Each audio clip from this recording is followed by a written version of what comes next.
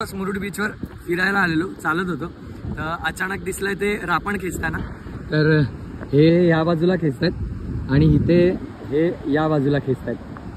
तर मी असं पहिल्यांदा बघतोय रापण समोर, तर बघूया रापणीमध्ये काय भेटतंय ते। चला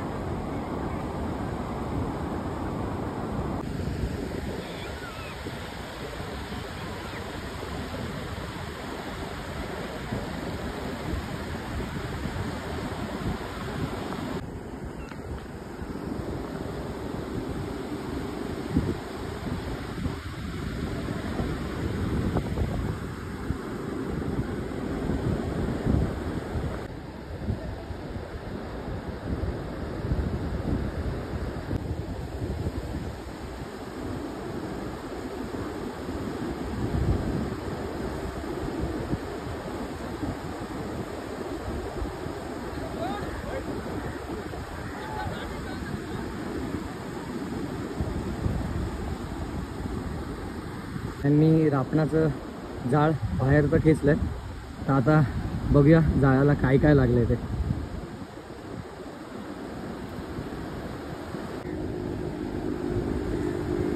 दाखव रे काय आहे ते हातात, कोणता मासा आहे? बोईट। बोईट आहे काय?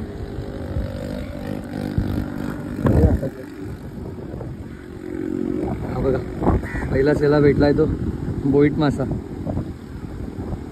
पाणी पण नाही धुवायला। अजून पुढे बघूया कोणते कोणते मासे भेटले ते।